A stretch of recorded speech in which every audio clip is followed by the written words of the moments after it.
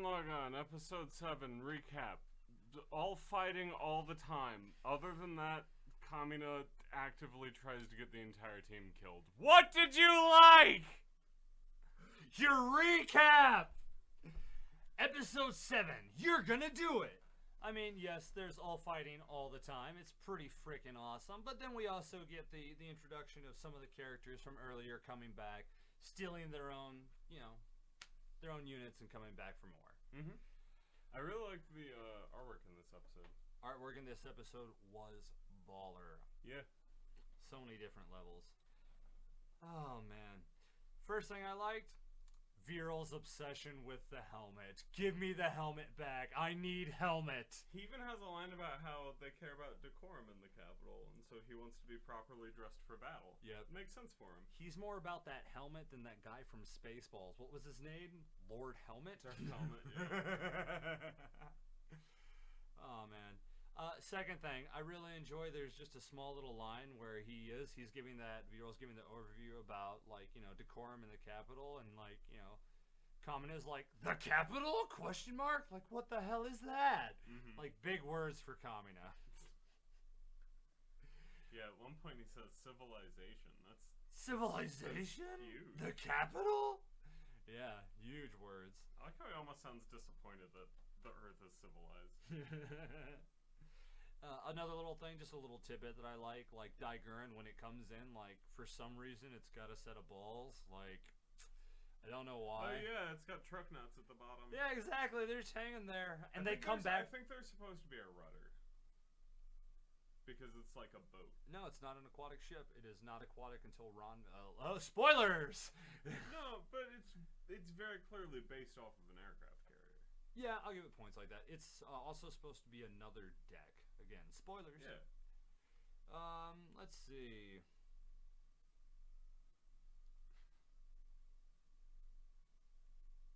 Oh yeah, just the acknowledgement of firepower that Kamina has.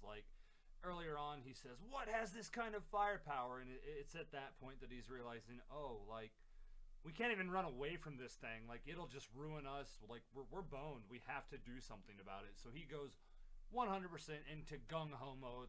Hey, you're not leaving here unscathed, buddy, because I at least have to take out your knee so you can't walk, because otherwise we die. There is no running from this thing. I mean, there would have been if he'd been smart. How so? Because the part where they can't run away from it starts around the time he jumps on the fucking thing. If they had hightailed it away once they noticed there was a fucking gunman the size of a mountain, they would have been able to. They would have been fired upon endlessly. Okay. And then you get to run away. As you're being fired upon and hope you don't get blasted into smithereens. As opposed to what they were doing for the entire fight, which was running away and hoping not to get blasted. No, because that leads me into one of my favorite points. Sometimes the perfect thing to do is nothing at all, because they just stand still. Oh, you mean let your friends do? You mean let your friends save you from your own bad decisions? Well, no, I was talking. Kamina makes nothing but bad decisions in this episode. He makes a few, but no, nothing but bad ones. No, in the end it works because his friends save him. He's a fucking idiot this whole episode. All of these 3 episodes are showing why he's a selfish asshole who has no right actually being the leader of this team. He is too busy glory seeking to save the people who are supposedly precious to him. Oh, I can't. Yoko is a pair of boobs to him and nothing more. I'm really gonna enjoy this. All of the Black sisters, they're all just a pair of tits. I don't care if they live or die, but I want to see them naked.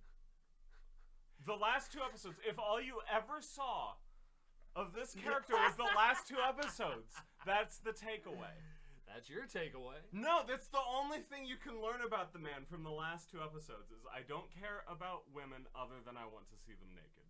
If they die, that's fine. That's fine. I'm going to talk about being a man's man and then not protect any of the women around me. Well, he protects them in the end. No, their brother comes in and saves them. Big brother saves them from the shitty boyfriend. Oh, snap.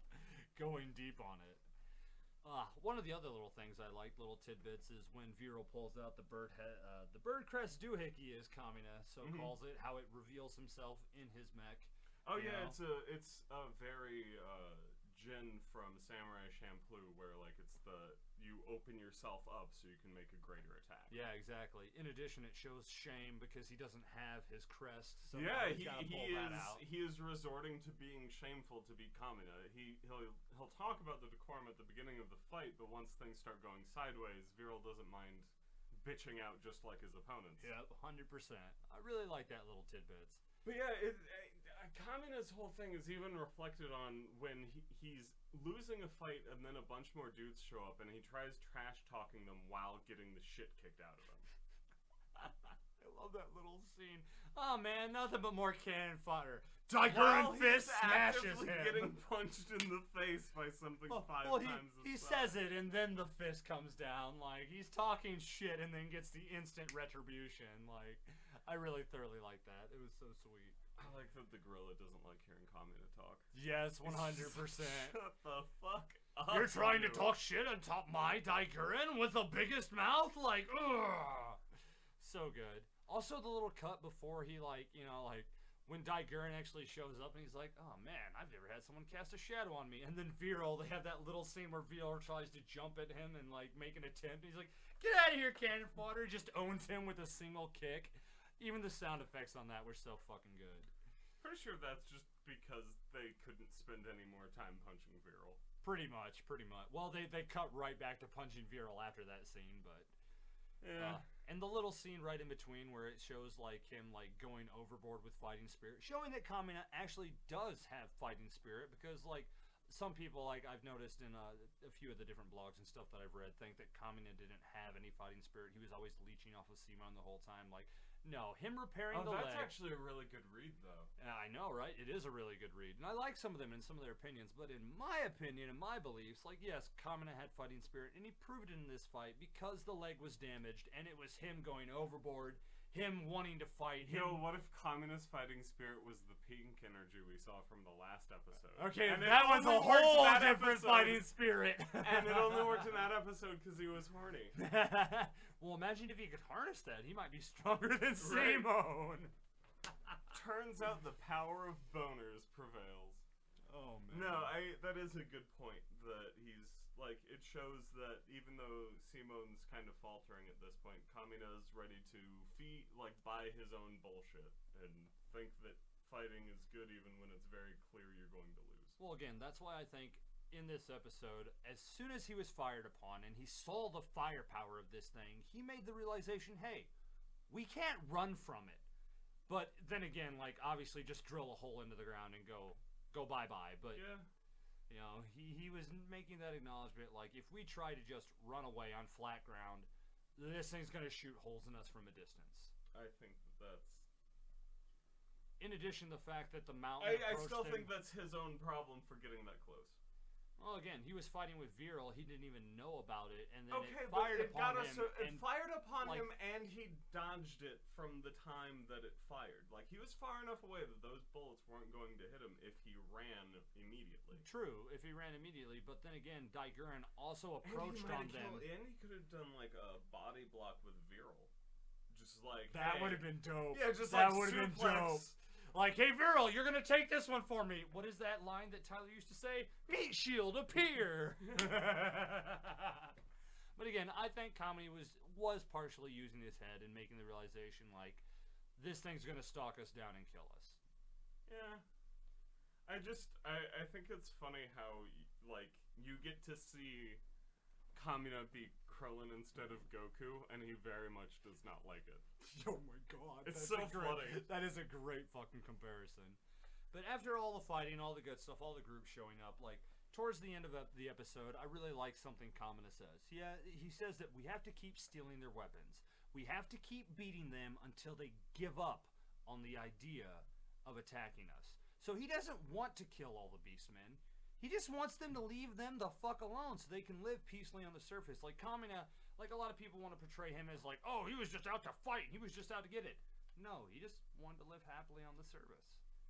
With a bunch of weapons. I mean, well, that's unfortunately like with more weapons than anyone else. He wanted to scare everyone into letting him be a dictator. America. Oh God. Don't point at the board. Yeah, Fire Nation? You're right. Okay, so communist Joe Biden, is that really a whole lot better than what I was saying? Don't even. I'm pointing at the board. You brought that motherfucker's name up. So Kamino wants drone strikes. No, Kamino wants drone strikes against civilians until they roll over and acquiesce and go into a bunch of holes in the ground. Kamino's not about attacking civilians. He's about defeating the people that are actively trying to kill and murder him. We gotta go find this place called the Capitol and blow it up. Hey, like, if it gets you to leave them alone, it gets you to leave them alone. If the Capitol would have pre-hand been like, hey, we see that you guys are, like, no, Kamino doesn't like civilization. Kamino likes weapons. He doesn't even know what the word civilization? Kamino just wants to be a cowboy. Yee fucking ha. I'll give you points on that one.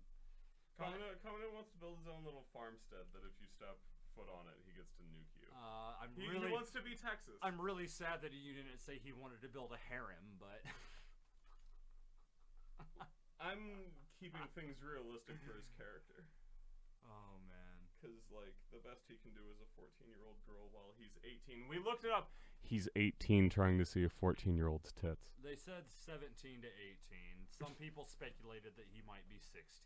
But, no, you're totally right. And he could be a senior while she was a freshman in high school. In addition, there's Adam and Eve laws that state that that's perfectly okay. Oh, no. We're not going into how it's okay to rape kids. Fuck you. No, this is not Transformers. Oh, man. I'm not Michael Bay. We don't do that here. He pointed at the board and everything. He fucking tapped on it, boys and girls, just so you can see. Okay, just because you brought up Romeo and Juliet laws. Go for it. Shame on you, Mark fucking Wahlberg. How dare you agree to do anything like... Oh, wait, that wasn't his character. How dare you agree to even be in a movie where that's a line? How dare you? I knew I could rile him up, and it worked. It's fucking gross. It's disgusting. Oh. By the way, my wife and I have like 13 years apart, but hey, guess what? I was 21 before we started fucking. And that makes it okay. It does. It makes it so that I wasn't less than a teenager. Oh. You know, Gordon, there are certain parts of the world where I can go and, like, 12 and is the legal still age. not okay. Damn straight it's not, just so we're clear. It's not okay, people. Alright, what did you not like other than this conversation? There's one more thing that I like. This is a good episode. It's a really good episode. It's when Communist steals the term. He's like, we're no longer Team Gurren, we're Team Die Gurren. Not only is he stealing their mechs and their weapons, he's stealing their words. That's because he's too dumb to come up with his own. No, because Kamino understands everything's copying. You want to get stronger? Sometimes you gotta copy. Alrighty then. Things you disliked! I don't think there is anything in this episode. I think your neighbors, if they can hear us screaming. Oh, probably. There were a few things that I disliked. When the fighting spirit repaired Gurren Laggan, I really would have enjoyed a cut to Viral, to Timmel, to anyone being like, what the fuck just happened? I mean, they can do that? Simone didn't know he could do that. Oh, exactly. Simone's like, what the hell? That could fit. Yeah. Fighting spirit! Like, you don't get anywhere in this world looking back. The other thing I dislike, especially since... That's dumb. Know your history, kids. The other thing that I really disliked, especially in this episode, the fact that Gurren and Laggan don't have seatbelts, okay? Like, as much as those mechs were knocked around in this episode, they don't have seatbelts. There's no kind of safety harness in there whatsoever. Gordon's over here, like, thinking, like, do they really not have seatbelts? The arm things. Like, you're just supposed to, like, break your arms if you get into a big enough crash. Yeah, it's like holding onto the steering wheel. Well, if the mech can repair itself, surely it can knit bone back together, right? Like, that's not a big deal. Oh, man. There was one other little thing, and it's not necessarily that I guess I do like this, but I don't like this. It's weird how I feel about this. So when Keaton's mech, King Keaton, shows up, you see that it's got, like, a big red attachment on the top and a big red attachment on the bottom. Yeah. If anybody out there has ever watched Zoids, this is a little homage to the Zoids series. I remember building those as a kid, and that's how you used to connect them together. They had the same little red things. So again, I kind of like it that they are still paying homage to different animes. A lot of the gunmen just look like fucked up Lego sets. Yeah. There's a few of them just like that. There's a few that are really cool, and there are a few that are like, all right, how many strips of acid did you take before you fucking drew these? Well, like Daigunzen just looks like you took the boat Lego set and then jammed the couple of legs radio on it. tower Lego set on top of it. Oh, it's so good. One of the other things that I dislike, you see Tim Elf. You see him twice, and he's got this big fuck-off hammer. He never uses it. Never uses it. He doesn't even have a mech with a hammer. Yep, doesn't even have the mech with a hammer. It's like, alright, this is giant Gorilla Man. He's got a hammer that is definitely more the weight of my body. Like, Cloud Strife would be jealous of the weight of this thing. Yeah. But you know... They had a chance to do something 30 years before Godzilla versus King Kong, and they just threw it away. Yep, 100%. Yo, monkey with an axe, though. Monkey with an axe? Monkey with an axe. You mean is awesome. a barbarian? That's racist. That's D&D, bro. But yeah, D&D's racist, don't you know?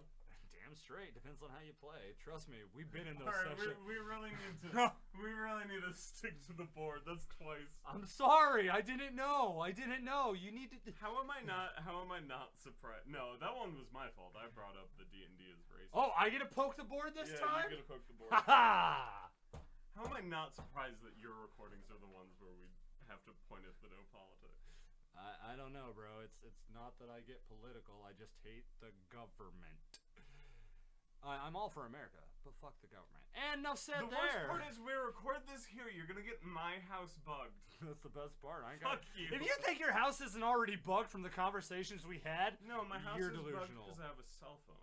I bug myself. Everybody does. Your house is bugged because you went to Pornhub once. Once?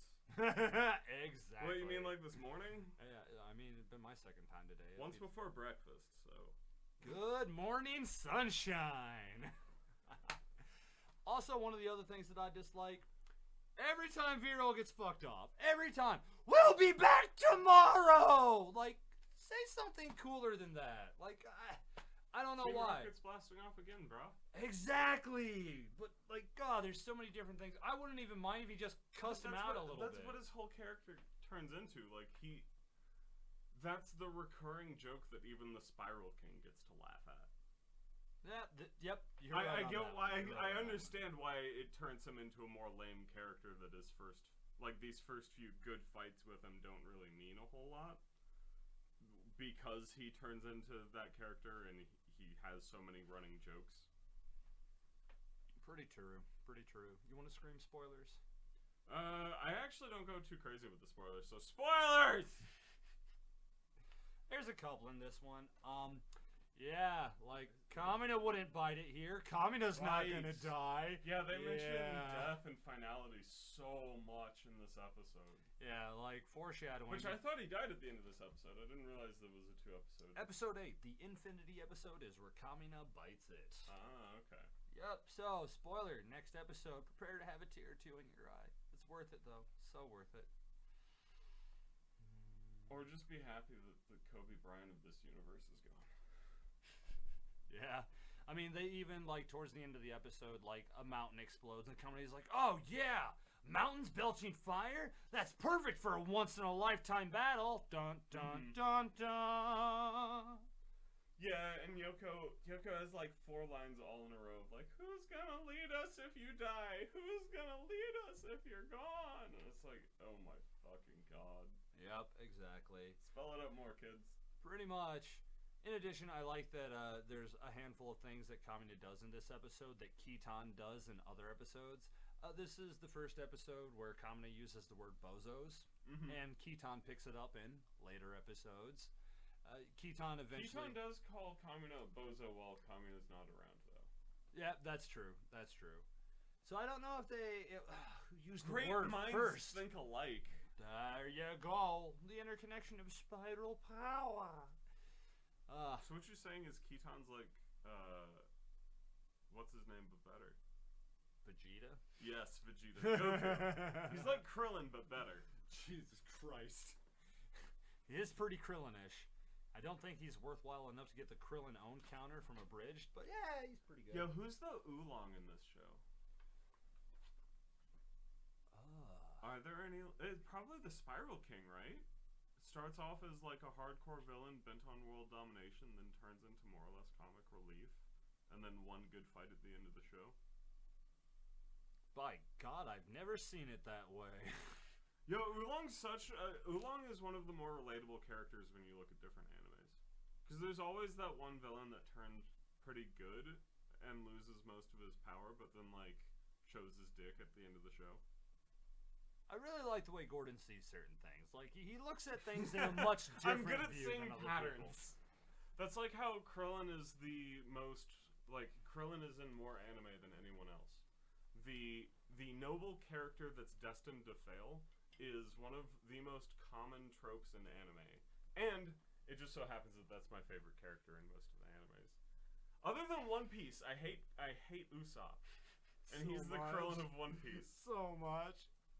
So Usopp he's either the focus of the episode and he's really, really good, or he's a background character and I fucking hate him. But this isn't One Piece, we'll get into that. Usopp, kids, wrapped up into a nutshell. One of the other little spoilers that I like is when the mountains erupt and you see Gimme and Dari both holding Simon's hands. And you're like, hey, don't be afraid. Like, I very thoroughly like that they are Kamina and Simone in different forms, you know, and that they will eventually pilot Gurren Laggan later on, you know, but one is calm, controlled, chill, the other is yeah, like it's different energies, and I really like that they give it that little homage to say so on and so forth. Yo, Simone's drill got bigger this episode. Oh yeah, I wonder if Viral had something to do with it. Jesus Christ. And on that note, we know Simone's a furry. No. This is the spoiler section. Mia's a beastman.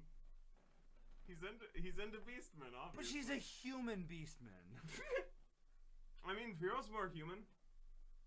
No, Viral's definitely beastman. He's got the sharp teeth. He's got claws. Even in the following episode, Mia's like, "You're like me. Your skin's so smooth. You have no claws, no fangs, no tail, no feathers. The only thing about her that's beastman-like is the eyes." I mean, which again, I think that Genome made a human, but like she's got to be part beastman in certain ways because like she fucking created like, and he was all about like limiting the human population. He's not gonna add a +1 to it. Hey AJ, I've created a human. Bro, I'm just saying. Your spiral power is so strong. Just because something is quote unquote created doesn't mean it's a beast. I don't know. I've seen the way your kid acts sometimes. Wow. So we're potty training Jace, and we're having some issues with getting him to wear his diaper. From his bedroom, he screams, "No diaper!" I feel like that's just about every 2.5, 3.5. No, I've never heard another 2.5, 3-year-old scream "No diaper" when we're mid-conversation about it. And like, we're in a different room. That was the best part about it. Like, if I could have recorded that, that would be his like ringtone or his messenger when he's older. Like, yeah. Bling, no diaper. Like, it was great. I have no idea where he gets his problems with authority. I've certainly never had anything like that. No wonders at all, you say? We should probably recap this. We're gonna be pushing like 25 minutes by the end of this. Holy shit, we talked a lot. Yeah, it's a good episode. Damn straight. Also, we had to tap the no politics twice. I got to tap the board. And we probably should have done it more than that. But more things you like, more things you didn't like. Does number 2 on that board say no swearing? Fuck yeah, it does. Ah, god damn it. Well, kids, that rule should be the first one's underlined like 3 times. One of them's a guideline. Yeah, one of them's underlined 4 times for a reason, and the other one I don't really give a shit. Yeah. Yeah, it's the joke one on the board. Well, it's also for some of the other content, because that's more of a, I want my son to be able to enjoy the stuff that I make, and if he wants to know my opinions on an anime, he can watch it with me. I don't think he's going to watch any of my podcasts. I just don't want to see you get black bag someday. Oh no, that'd be hilarious. That'd be so funny getting black-bagged over an anime podcast. Just like, look at how much nothing you can do. He talks shit about Joe Biden. Go get him, boys. V for Vendetta his ass. Also bring me a smoothie. Nah, that wouldn't work on me. I hate that movie. I hate that graphic novel, sorry. Oh, yeah, he does hate that movie. He does hate that movie. We can watch it and do a podcast. I absolutely hate that movie. V's the worst. V's the actual worst. Like I'll make jokes about Kamina being awful, which he kind of is, but like not really to the extent that I've been pushing on this podcast. V's an actual sociopath. Okay, so here's the thing. Once we eventually post this online, and in the comment sections, when we get enough people No. YouTube comments are obviously gonna like V. They're all about anonymous. True, they but use his goddamn face. Exactly. You're gonna win that argument no matter what. No, That's it's a not an jury. argument. I'm just saying we gotta let them request it enough times before we do it. Oh yeah. Like, comment, and subscribe if you want to see V for Vendetta podcast. Oh yeah. No, we'll do the actual. Oh fuck! If this channel somehow reaches, say, 5,000 subscribers, I'll do the thing that you want me to do, where I find out how we can like record as the episode's going, and I will talk shit for however long V for Vendetta is about everything that's happening in every scene. Oh, it's gonna be like that Science Theater 3000 shit. All right. There's like 5 minutes of that show that I really like, and there's no talking. See, and this is why we're a good balance, because V for Vendetta is the shit. Yes, like, subscribe, everybody knows it. Please talk shit about Gordon, his crappy opinion on this movie. And I think that's where we cut it and go to episode 8. No recap? Okay, recap it. What's the big takeaway this episode? What's the big takeaway this episode? We're gonna steal that thing, and you're gonna do it for us, Simone. Blank look, like, the fuck are you talking about? Me? You want me to do it? You sure Yoko can't pilot this thing? It's like, you bailed me out enough throughout the day. You can bail me out tomorrow, too. Yeah, pretty much. Also, what a dick. He's like, you can do everything. I'm not even going to listen to the battle meeting. Man, the stars are pretty today.